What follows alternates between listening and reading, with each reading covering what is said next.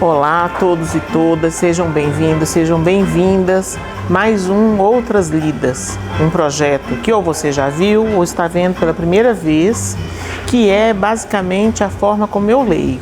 Vocês vão ver que eu leio uma coisa, penso outra, mais outra, mais outra. E aqui no Outras Lidas isso está formalizado como um ponto, um contraponto e apontamentos. O ponto é a apresentação do livro principal, aquele que eu li inteiro e fiquei refletindo.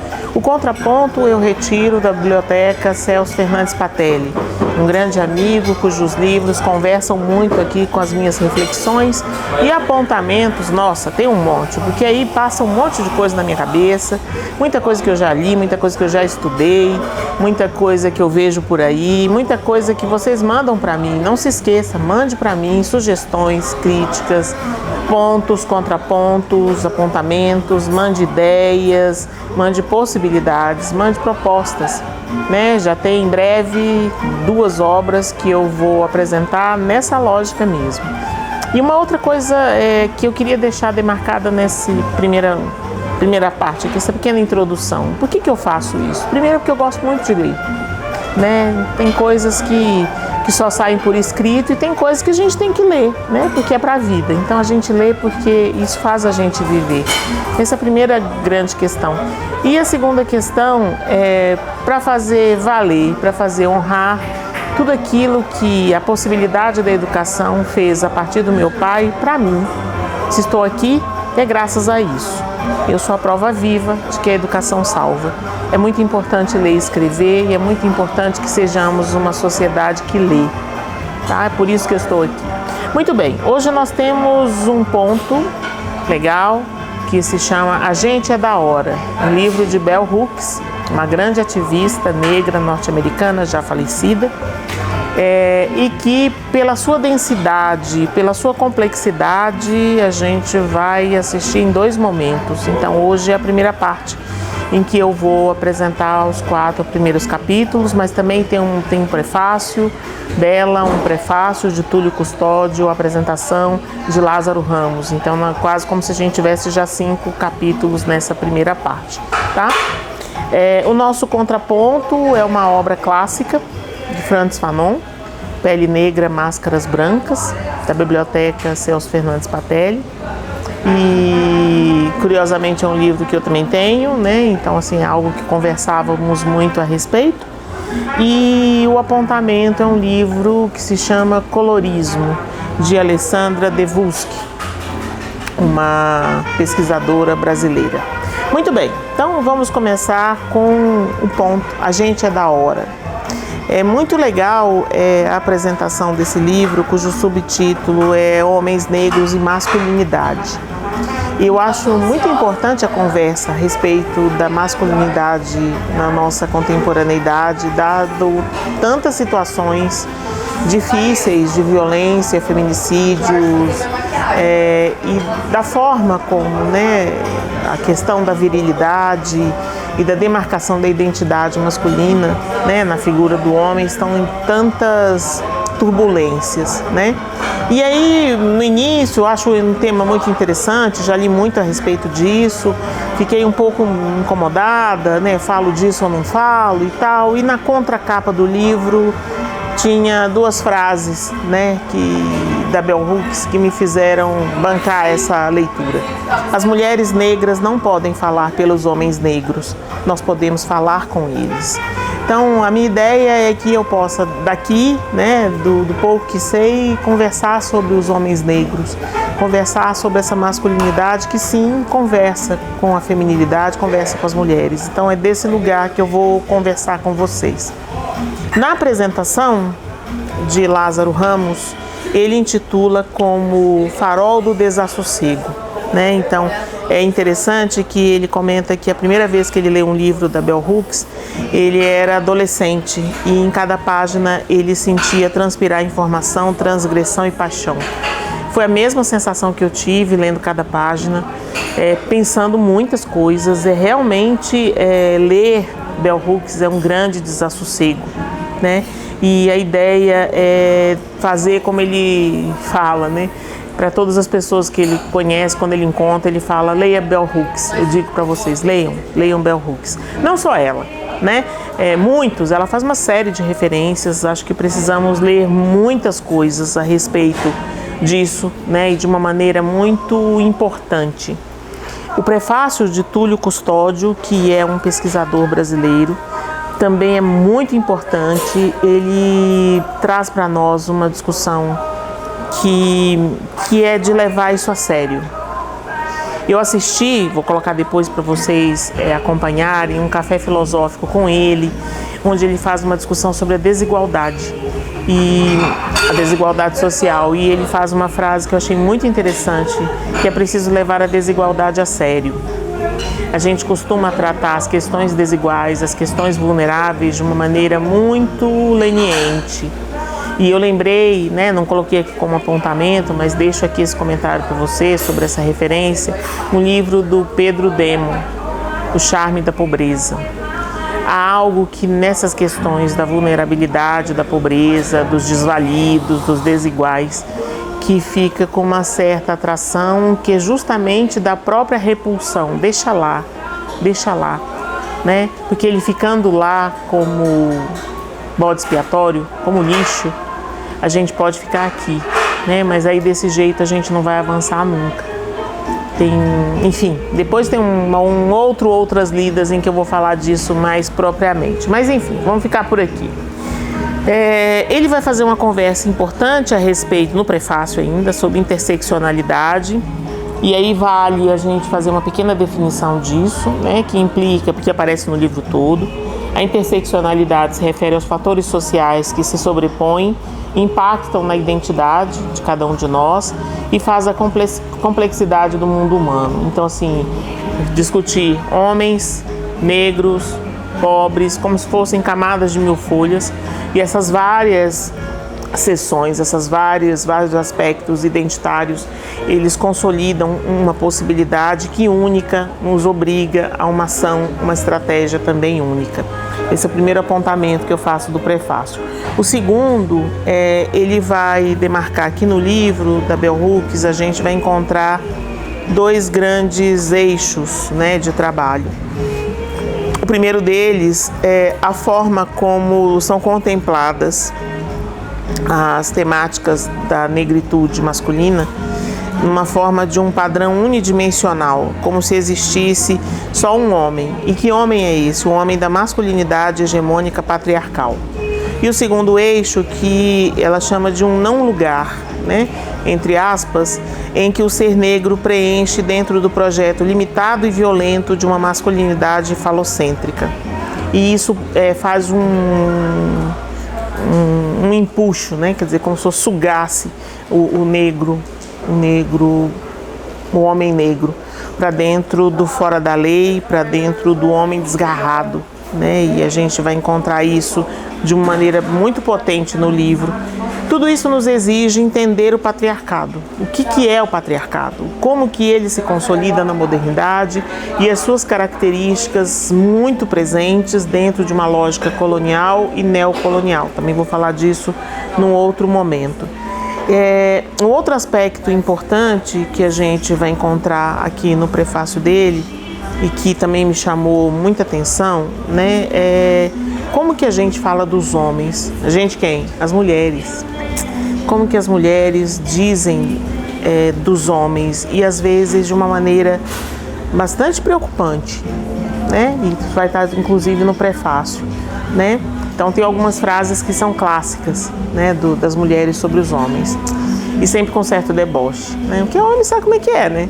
O homem não serve pra nada e o homem só atrapalha. Não raro essas frases às vezes são proferidas por mulheres diante de filhos homens. Então a gente tem que ter um pouco de responsabilidade com aquilo que a gente fala, né? Porque isso consolida, né, a identidade, às vezes de uma maneira que só resta reproduzir, né? Então, assim, dizem, não sei se é verdade, se vocês sabem disso, por favor, me falem. Já procurei e não encontrei isso desse jeito. Palavras são pensamentos, pensamentos se tornam ações. Então as palavras têm que ser sempre usadas de uma maneira muito cuidadosa e delicada. Me disseram que isso era uma frase da Margaret Thatcher. Não sei se é. Se alguém souber, conta pra mim, né? Às vezes nem é desse jeito, né? E é curioso, assim, que esse tipo de colocação vem sempre de uma maneira que diminui os homens. Quando a gente chega no prefácio da Bell Hooks, a gente encontra uma precisão, né, em torno dessa questão, né, de como que as mulheres falam dos homens. E ela traz, inclusive, que há uma tendência de dizer que os homens negros não saíram do lugar, eles não evoluíram. E isso se esquece da interseccionalidade, como que eles poderiam, diante de toda uma situação, né, que os coloca também aí. Isso não isenta ninguém de responsabilidade, vejam, né? Toda reflexão aqui que eu for fazer não significa que eu estou passando pano para ninguém. Ninguém está autorizado a nada disso, pelo contrário. É no sentido de como saber disso para me responsabilizar ainda mais. Vejam, tanto nela, não com essa palavra, mas no prefácio do Túlio Custódio isso aparece de uma maneira muito clara. Tudo isso concorre para um genocídio, né? O genocídio do homem negro, né? Então, assim, onde estão os homens negros? Para quem se lembra, outras lidas, a Deseducação do Homem Negro, que eu fiz já há algum tempo atrás. A gente tem a apresentação de um texto da década de 30 do século XX, em que se falava onde estão os homens negros. Estão na cadeia ou mortos. É esse o genocídio, né? Essa ação, né, que desconsidera, né? Como diz o Túlio, é uma operação sofisticada e cruel de uma promessa que não vale a pena ser um homem num mundo que diz que ser sujeito ao homem, ser sujeito da violência e da destruição. Como diz o Túlio e como diz a Bell Hooks em todo o texto, não precisamos disso. Bom, quem é a Bell Hooks? Acho que agora vale a pena a gente começar a entrar no livro, né, propriamente. Ela se chamava Gloria Jean Watkins. Bell Hooks, ela retira da bisavó materna, que se chamava Bell Blair Hooks. E ela escolhe escrever o nome dela, né, o nome de escrita, o nome de apresentação, em letras minúsculas. E isso para fazer valer a ênfase no conteúdo do texto dela, muito mais do que num nome. Ela nasceu em 1952, morreu em 2021. Bell Hooks era de Libra, 25 de setembro. Quem me conhece sabe por que isso é um apontamento importante. Pai zelador, mãe empregada doméstica, tinha mais 5 irmãs e um irmão. E ela viveu na época da escola segregada, numa época muito maluca em que se dizia separados mas iguais. Mas separados, né? Que brancos e pretos estavam agora na mesma sala de aula, separados, mas iguais. Difícil ser iguais, dada toda a influência das leis de John Crow. Eu falei disso também lá na Deseducação do Homem Negro. Leis estaduais e locais que discutiam a segregação no sul dos Estados Unidos. E ela assume, ela é docente universitária, né? Vai assumir uma posição queer pas gay. Esse pas, P-A-S, em francês, que se a gente poderia traduzir queer, mas não gay. Por que essa demarcação importante aqui do queer? Eu sempre pensei e refleti, sempre pensava o queer, né, no LGBTQ, né? O queer é aquele que pensa de fora. O queer é aquele que pensa extimo, não pensa íntimo. E o queer tem que estar do lado de fora, fazendo questionamentos ao status quo, inclusive da comunidade LGBT, QI, PNA+. E aí ela faz uma referência muito legal a respeito desse lugar queer. O que é ser queer? É estar em desacordo com tudo que está ao seu redor e tem que inventar, criar e encontrar um lugar para falar, prosperar e viver. Então é o lugar da inventividade, é o lugar da criatividade, é o lugar da ousadia, esse é o lugar queer. Né? E eu acho que assim, há algo que a gente às vezes está perdendo passo nessa discussão, em que há uma cooptação, né, da questão queer para dentro do mercado. o glamour, né, de determinadas apresentações não heterocis normativas, como se isso tudo pudesse vender melhor. Perigoso, perigoso. Em breve a gente vai falar desse tema queer de várias maneiras. Guardem aí, guardem os próximos outras lidas. Muito bem. No prefácio dela, então, ela começa comentando sobre essa questão desses homens não evoluídos, né, tal como eles aparecem. Vai fazer uma apresentação importante, tanto da interseccionalidade quanto do estereótipo do homem negro, né, que nos Estados Unidos é visto como indomável, incivilizado, irracional e insensível, né? E essa visão é bastante ameaçadora, faz com que tanto do lado dos negros quanto do lado dos brancos, né, todos fiquem reforçando esse lugar.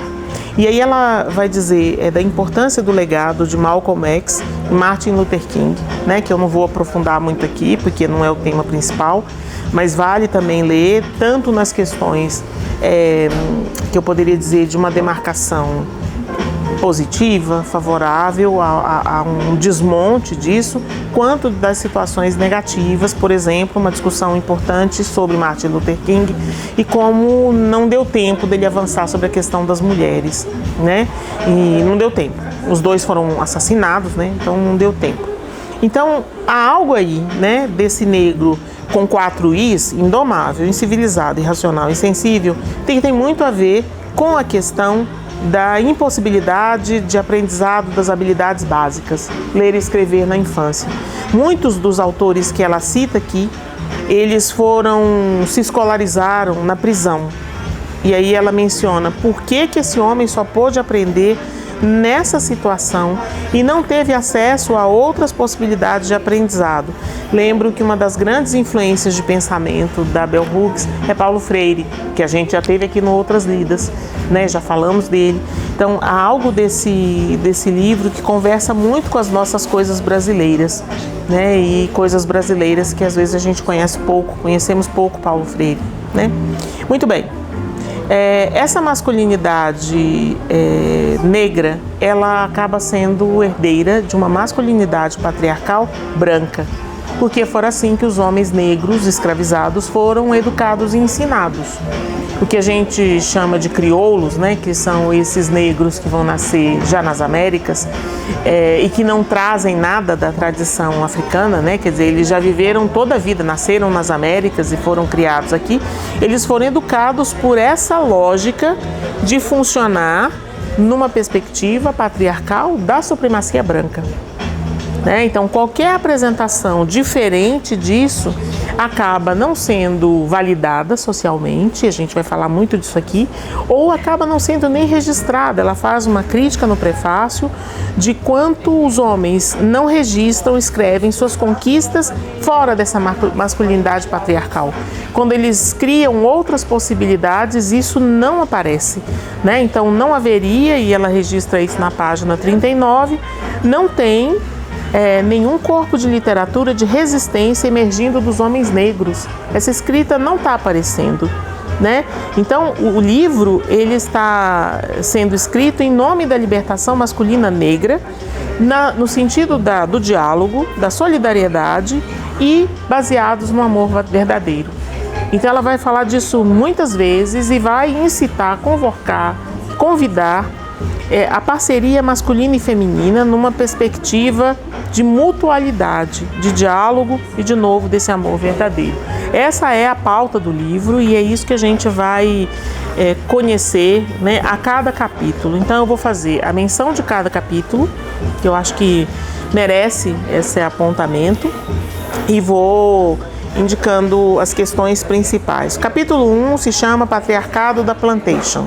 Plantation, também para quem viu em outras lidas, Grada Quilomba, Memórias da Plantação, sistema de exploração colonial baseado no latifúndio, na força de trabalho escravizada, com monocultura de produtos como cana-de-açúcar, café e algodão e exportação para a metrópole. Então a colônia funcionava como aquela que mandava as coisas para a metrópole. No Brasil tivemos outras coisas enviadas, né? Quer dizer, metais, etc. Depois eu vou falar disso também. Muito bem. ela vai retomar a questão da escravidão para homens e mulheres e que ambos aprendiam um modelo de masculinidade patriarcal. Então, essa supremacia branca foi a escola para o modelo de liberdade.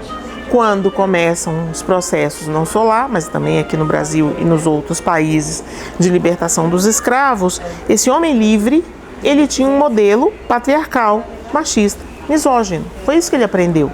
E aí ele trazia isso para a vida dele, né? E tentava ser um patriarca benevolente, né? E aí não tinha muitos outros modelos.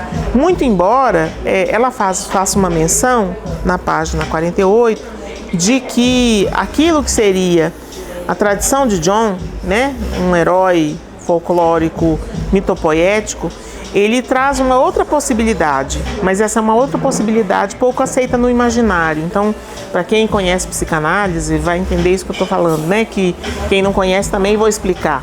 O imaginário é uma forma de registro da experiência e da vivência, principalmente, baseado nas imagens, né? E que faz a consistência da nossa existência no cotidiano, né? Então, as nossas fantasias, aquilo que a gente entende a partir do nosso jeito, do nosso ponto de vista, é que faz a tessitura do nosso cotidiano. Então, vejam, no imaginário está esse homem lá daquelas frases que eu falei no início, né? Porque o homem sabe como é que é, né?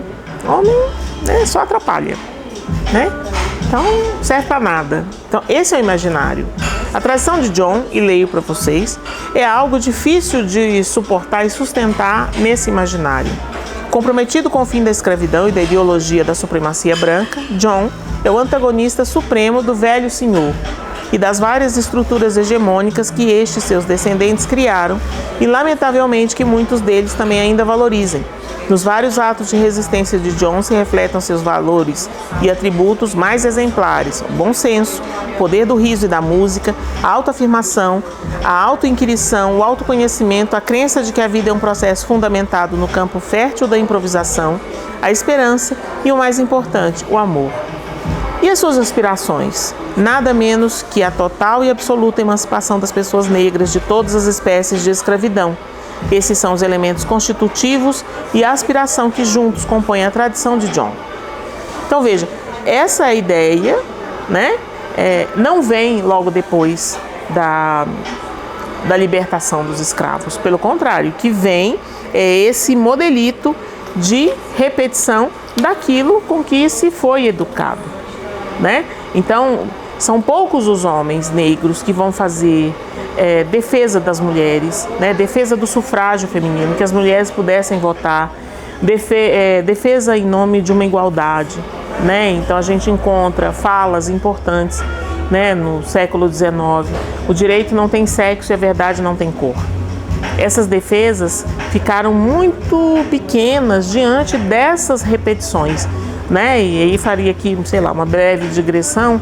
Ou a gente está disposto a transformar, ou a gente se envolve com a possibilidade de reproduzir. Reproduzir é mais barato, embora no cômputo geral seja mais caro. Transformar é mais caro no início, mas é a chance de a gente criar outra coisa. E aí ela vai enfatizar que no século XX vai acontecer um fenômeno, e ela vai retomar isso várias vezes, que é o fenômeno de incentivo, meninas na escola, meninos no trabalho. E aí, quando chega na fase adulta, esses homens estão incapacitados para ir além do trabalho braçal, ir além do trabalho que constitui o corpo como elemento de mediação. As mulheres estão empregadas, mas estão sempre subempregadas e sempre pagas de uma maneira menor, né? E aí esses homens acabam ficando em casa, cumprindo o papel de cuidado da casa e dos filhos. Mas quem faz o controle financeiro são os homens. Então, esse cenário do século XX, ele vai acontecer nas comunidades negras de uma maneira bem demarcada, né? Só que ele fazia uma contradição muito forte com o mundo negro do estereótipo do negro. Aqueles 4 Is lá que eu contei para vocês. Vou contar de novo, ó. Né? Esse homem que é incivilizado, irracional, insensível, indomável. Então, a própria máquina, né? Quem estava aqui no Outras Lidas, eu falei do tal do sócio metabolismo do capital, do Istvan Meszaros. Vou voltar nele em breve. né? Então, assim, essa máquina que gira começou a funcionar para que esse homem negro não conseguisse, desse lugar, constituir outra possibilidade de masculinidade, né? Porque, objetivamente, assim, é preciso cuidar da casa, dos filhos e cuidar da subsistência. Quem vai fazer, gente, tanto faz. Por que precisa ser esse lugar? Começa toda uma discussão importante a respeito de que esses homens em casa seriam emasculados, castrados, fracassados, né? E principalmente coagidos, obstaculizados por essas mulheres, né? Então, começa uma campanha para chamar esses homens, né, para que eles participem, para que eles se envolvam, e esse chamar veio a partir de uma lógica de chamá-los para a guerra do Iraque, né? Então é interessante isso, né? Então, para você ser homem, para você ser viril, vá para a guerra, morrer pela pátria, né? Mas não fique aí para uma evolução possível dessa forma de funcionar, que não é a forma de funcionar em que homens estão em casa e mulheres estão no trabalho. E assim, elas também não estavam trabalhando, gente, sendo CEO, né, e chefes e líderes. Nós estamos falando de mulheres que trabalhavam de domésticas, mulheres que trabalhavam de secretárias, mulheres que estavam subalternas. Isso é muito importante, né? Não estava dado nem para homens e mulheres negros nenhuma perspectiva de avanço. Tinha mulheres que avançavam? Tinha, isso sempre tem, algumas, né? Tem um momento em que ela cita, agora não lembro mais se é no primeiro capítulo, Ana Julia Haywood Cooper, nascida em 1858, morta em 1964, que foi a 4ª doutora dos Estados Unidos, com um doutorado defendido em Paris.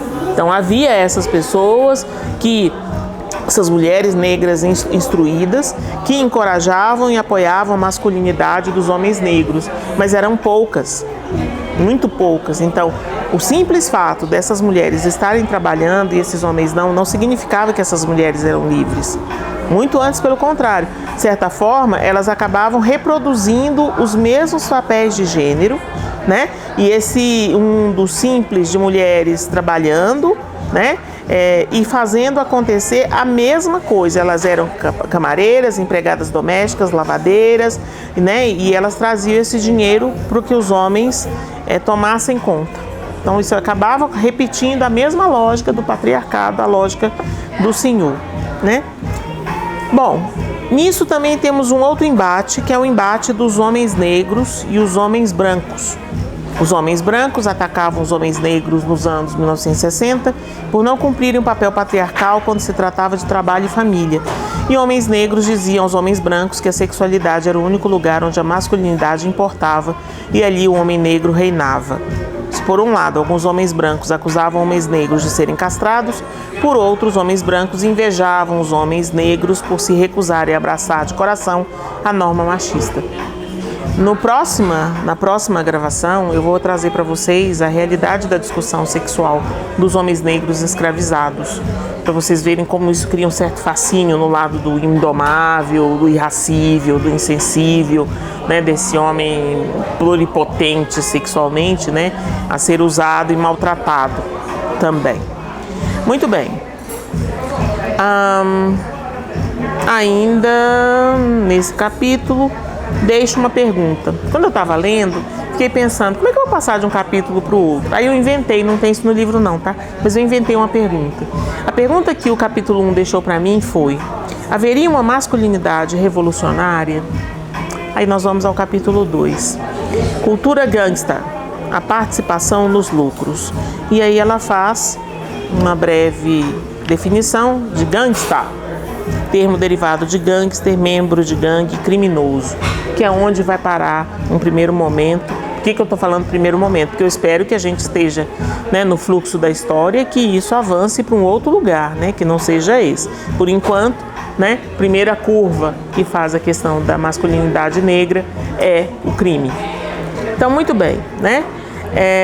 Ela vai fazer uma apresentação importante sobre o Black Power, movimento Black Power, e como que esses homens chegam para fazer a discussão da masculinidade negra. E vai fazer uma série de críticas. Um pequeno detalhe. Não é só o jeito que eu estou apresentando que faz um vai e vem na história, é o jeito que ela vai contando também, tá? Então ela vai falar dos Black Powers, vai falar de um outro movimento que sucede, que é do homem negro querendo ganhar dinheiro. Então, dentro da lógica de um patriarcado benevolente, vem essa ideia de que para ser macho, viril e ser homem, como um patriarca benevolente, é preciso ter dinheiro. Logo, é preciso ter poder. E é preciso ter dinheiro e poder a qualquer custo. Na página 69, né, ela menciona a ideia de que o dinheiro é o principal marcador do sucesso individual e não a forma como alguém ganha dinheiro. Então é preciso ganhar dinheiro desse jeito, né, a qualquer custo. E aí emerge, né, esse gangsta, que é esse cara que vai ganhar muito dinheiro com as drogas. Então a gente vai ter uma situação importante derivando, né, para esse lugar, né, de substância, de tráfico, etc., com possibilidade de aprender. Lembra da história de meninas na escola, meninos no trabalho? Estão trabalhando no tráfico, estão envolvidos aqui. E como ele é mal recebido na escola, ele vai se envolver muito menos, né? Então, lá no início da nossa gravação, eu falei, a educação salva, né? Quer dizer, se um homem negro não faz uma curva para dentro da educação, né, ele pode fazer uma reprodução total de todos esses padrões. Então, transformar isso sem educação, gente, é impossível. A educação faz tudo. Daqui a pouco conto uma historinha disso. Muito bem. Então, essa cultura da masculinidade patriarcal que baseia a ideia do gangster, ela vai levar, né, o homem negro para esse lugar de oportunidades iguais. O lugar de oportunidades iguais é o lugar do crime. E aí ele vai se situar ali, né? E ela vai lembrar que tem duas alternativas possíveis e válidas para isso: os esportes e a música. Ela faz menção à música, o jazz e o blues, né, como um espaço onde pode se constituir essa masculinidade alternativa, e os esportes também. Só que aí eu faço um pequeno apontamento recente. 16 de setembro de 2024 foi preso o P. Diddy, ou Diddy, um músico da área do hip hop ou do rap, né? Ou essas duas coisas, com muitos prêmios, preso por questões de tráfico, violência sexual, masculinidade tóxica, diríamos, nos nossos dias, homem negro, né? E virou o maior bafafá. Se vocês pesquisarem por aí, P. Diddy, D-I-D-D-Y, né? Ou Diddy somente, D-I-D-D-Y, vocês vão encontrar muitas coisas. E aí me ficou a pergunta desse capítulo: haveria outras possibilidades de trabalho para homens negros? Vira o capítulo 3. Escolarização de homens negros. Esse é um capítulo fundamental para toda essa reflexão, porque os homens negros, eles são percebidos como desprovidos de habilidades intelectuais, lentos, não inteligentes, com escolarização ruim. E aí, se as meninas foram para a escola, os meninos ao trabalho, as meninas também não vão esperar que seus filhos homens sejam capazes de aprender, sejam capazes de ir além daquilo. E aí, isso faz com que os homens negros sejam sempre alvo de deseducação. Igual eu falei lá no livro, né? Lá no início, quando a gente... Deixa eu ver até quando foi. Peraí. Né? Quando a gente fez primeiro Outras Lidas, né? A Deseducação do Negro, é um livro de 1933, vejam, né? De Carter Woodson. Então, há algo aí que já diz que está fadado ao fracasso, né? Não serve para nada mesmo, né? E aí, qual seria a solução? E ela menciona, na página 97, que para que esse homem possa vir a aprender, é preciso de apoio. Diz ela assim: indivíduos pobres e jovens da classe trabalhadora que demonstram excelência acadêmica no sistema de ensino público, que não perderam seu espírito e sua integridade em geral, conseguem fazer isso porque contam com um defensor, um pai, uma mãe, um tutor ou um professor que vai intervir quando o sistema educacional ameaça destruí-los. Resiliência, gente, não é feita sem apoio. Não existe isso. Fulano é resiliente naturalmente, fulano é inatamente resiliente, ele é melhor, ele é mais forte que os outros. Não é assim.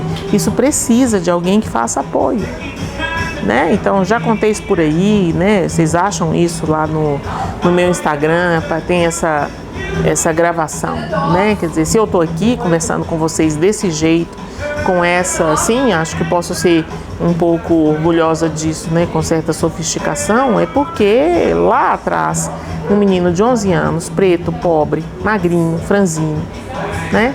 Foi com a sua professora pedir ao próprio pai, quero estudar. E ouviu o quê? Pra quê? Você é o mais velho, você precisa estar aqui me ajudando a cuidar dos seus irmãos. Como assim estudar? E a professora falava, e o menino falava, e a professora falava, e o menino falava. Se você quiser ir, você vai. Eu não vou te ver. E assim meu pai ficou 5 anos no internato, estudando numa escola federal, Rio de Janeiro. E lá ele aprendeu o suficiente para sair direto para uma profissionalização que foi que lhe deu sustentação na vida toda e me deu o luxo, eu falo que é um luxo, né? Até 21 anos, até eu me formar em psicologia, eu não fiz nenhum esforço. Eu recebi de graça uma educação de qualidade, recebi de graça a possibilidade de fazer uma universidade sem trabalhar. Isso é de graça. Eu não fiz nada da minha ação provocou isso. Então vejam, quando coloca a questão da escolarização e essa importância de poder ser apoiado, isso é fundamental. Onde estão nossos meninos negros? Onde estão os homens negros no Brasil? Né? Como podemos apoiá-los? Então, ela relata isso, o Túlio já tinha falado no prefácio, isso é um genocídio cultural. Porque o que se propala é que um homem de verdade, né, é um homem sem mente, principalmente um homem negro. Ele não precisa ler. Por quê? Porque ler dá conhecimento, dá poder e resistência. Você não doma uma pessoa que lê, você não doma uma pessoa escolarizada, né? Então, aprender a ler e escrever é fundamental para sair dessa política de anti-intelectualismo que, principalmente para os homens negros, faz com que eles sejam capturados, tanto que se ele for escolarizado, ele fica alienado da comunidade negra. Isso, aliás, faço um adendo aqui até para as mulheres negras, né? Então, assim, difícil encontrar mulheres negras da minha idade, escolarizadas, no nível que eu me escolarizei, próximas. Uma vez conversando com alguém, a pessoa falou, mas tem a Angela Davis. Falei que não é a minha vizinha, entendeu? Não troco figurinha com ela, eu não troco receita de crochê com ela. Então, onde estão essas mulheres da minha idade, né, que passaram por toda uma experiência de classe média, né, que ficaram categorizadas? No Brasil, a gente tem uma categoria muito interessante, que é a categoria moreno, né, debaixo do guarda-chuva do moreno, e aí não pulou nem para uma negritude, nem conseguiu suportar o peso de uma pretitude, mas pagou o preço. Eu sempre falo isso, né? Quer dizer, então, ser seguido numa loja, muitas vezes é uma situação que quem é preto viveu, mesmo que se declare moreno, né? Ou como diria, né, falaram para o Francis Fanon, você não é preto, você é moreno demais, né? E eu lembro de uma situação curiosa que eu vivi em São Paulo. Eu fui professora da PUC São Paulo 12 anos. E dentro da universidade não havia nenhuma discriminação. Nunca passei por nenhuma situação lá dentro da universidade com os colegas, alunos, coordenação, nada. Mas no apartamento que eu morava, não raro, né, quando eu ia buscar pizza, na entrada do prédio, né, o moço da pizza perguntava, depois pede para o seu patrão avisar, não sei o que. Não era eu. Ali não. Ali eu não podia ser preta, professora universitária e morando num bairro, hoje é um bairro classe média alta, né, de Perdizes, em São Paulo. Não podia estar ali, né? Tinha que ser, claro, empregada. Então, é curioso isso, né? Como para as mulheres negras também isso perpassa. Mas a história do Brasil, claro, é outra. A gente pode até depois fazer outras lidas só nas especificidades brasileiras. Mas, enfim, dá para fazer muitas alusões. Esses homens negros, então, vão se escolarizar, às vezes na prisão, mas com certeza eles vão ser treinados nas esquinas e prisões para continuarem esse legado anti-intelectual. E a questão que me fica desse capítulo é: Levar a educação a sério, da mesma forma que o Túlio Custódio fala de levar a desigualdade a sério. Entender a relação entre a aprendizagem e a libertação. Quanto que nós estamos dispostos a isso? Nós, quando eu digo nós tudo, né? Nossa sociedade, nós estamos dispostos a isso? Capítulo 4. Não me obrigue a machucar você, homens negros e violência.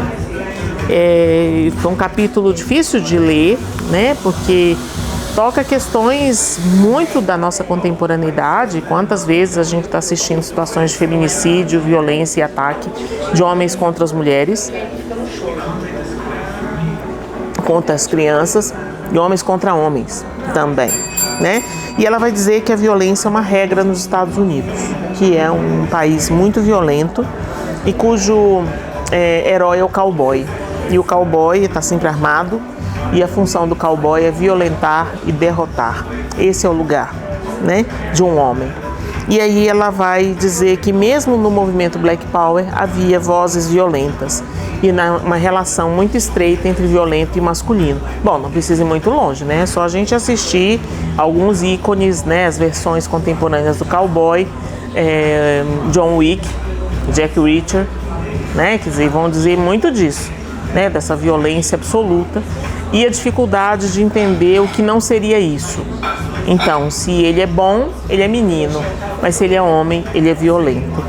E ela vai dizer muito da violência dos homens negros contra as mulheres, repetindo o modelo patriarcal, misógino, machista, né? E que atrela isso à virilidade.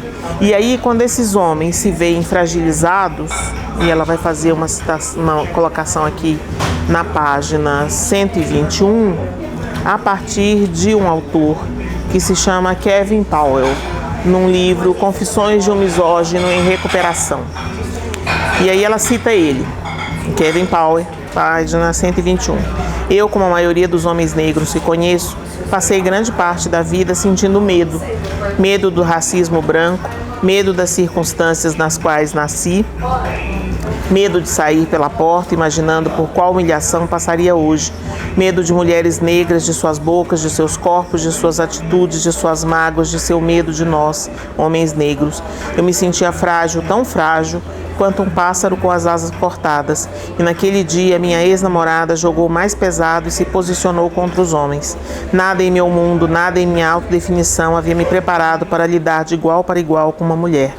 Meu mundo dizia que as mulheres eram inferiores, que deviam a todo custo ser colocadas em seu lugar, e minha reação imediata foi fazer exatamente isso. Então, quando os homens são confrontados com a mutualidade, a solidariedade, com o diálogo, eles se sentem muito fragilizados porque eles não são preparados para isso.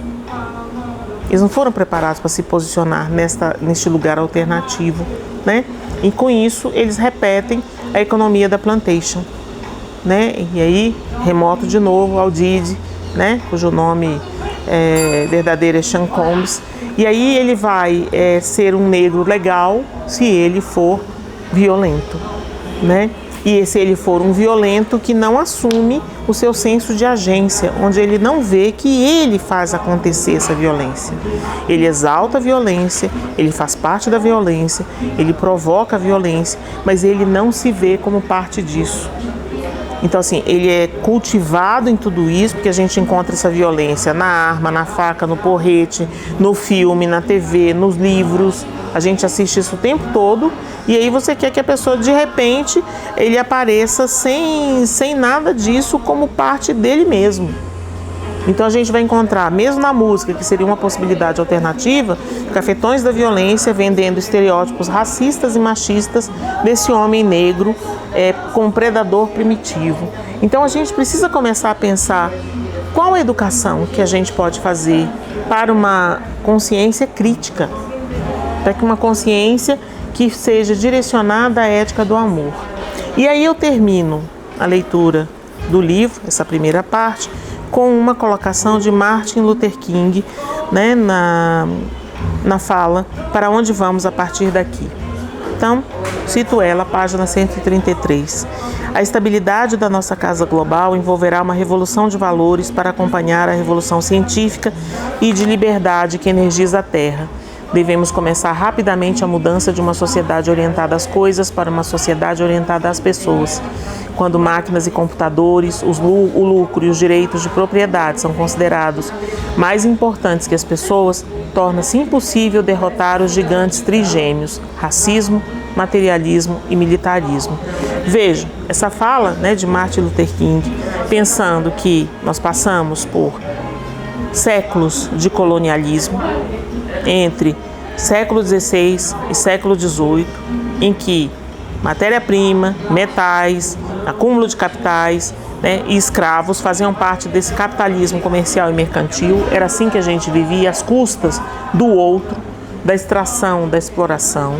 Tivemos o neocolonialismo entre os séculos XIX e XX, quando em Berlim se reúnem as potências em 1884 e fatiam a África e a Ásia para produzir de novo mão de obra barata, para produzir exploração.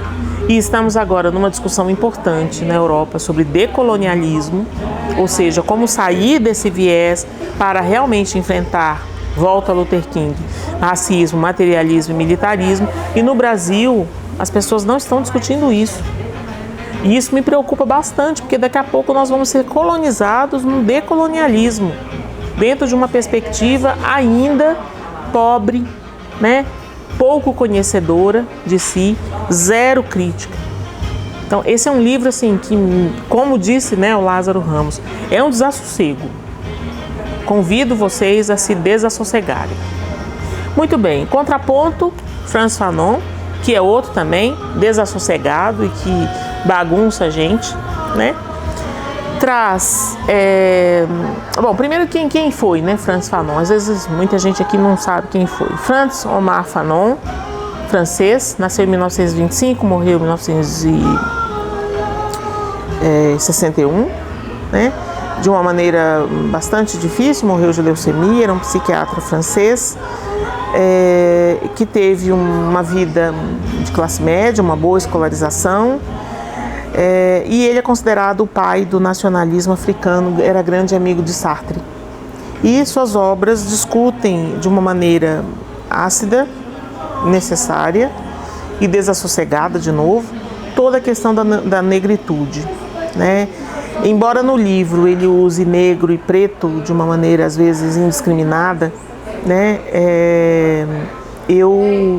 a primeira vez que eu li o livro dele, escrevi inclusive um texto para um curso que foi montado, o curso todo foi montado pelo Celso Patelli, em que eu falo de vidas pretas, e vou discutir a passagem da pretitude para a negritude, a partir da referência do Frantz Fanon.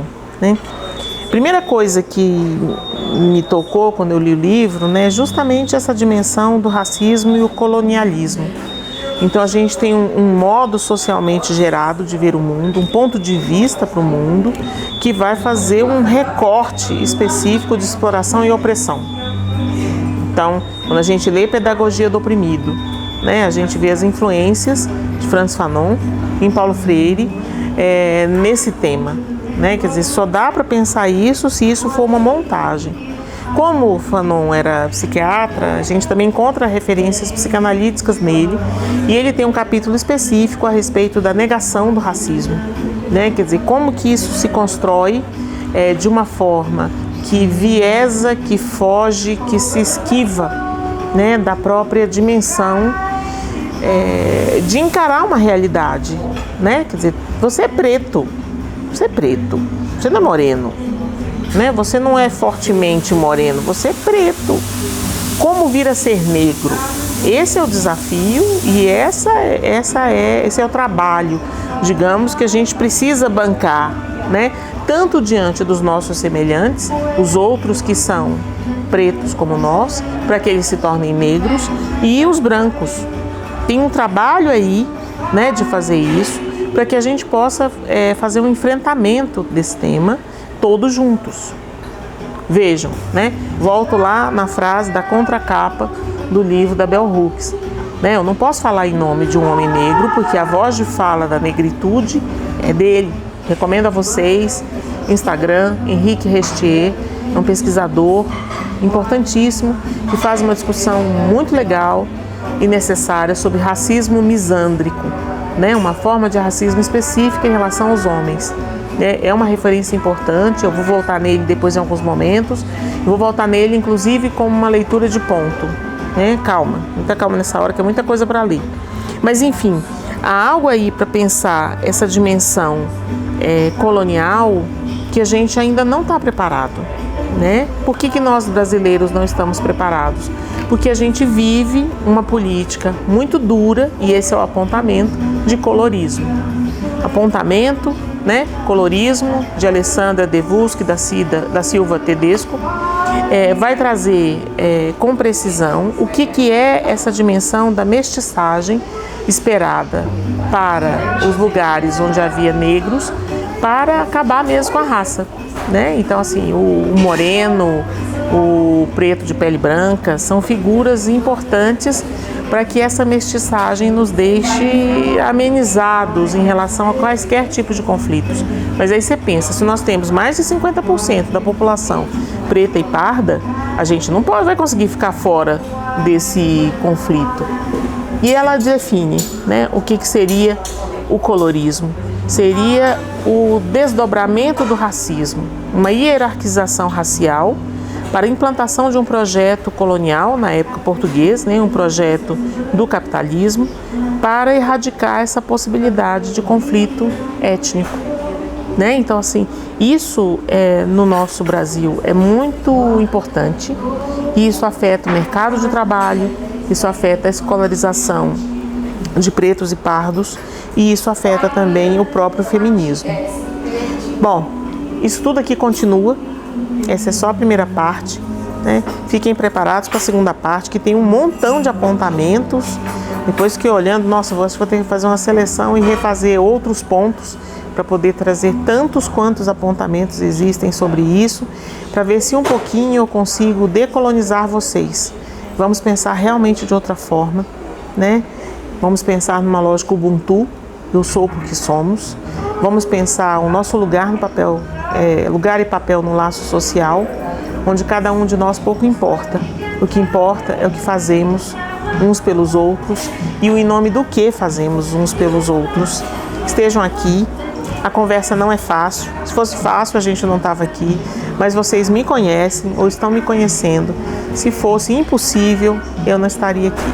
Até a próxima. Tchau, tchau.